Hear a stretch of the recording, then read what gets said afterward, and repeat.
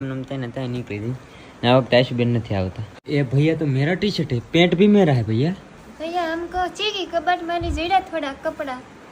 तो माम ना चाले हमारा कपड़ा पहरी जो तमे आ थोड़ो कपाव પડશે हैं ના ના એક છે કે થોડું કપાઈ નાખવું છે એમ ન હોય ને આમ જ હોય તો કેમ છે આમ જો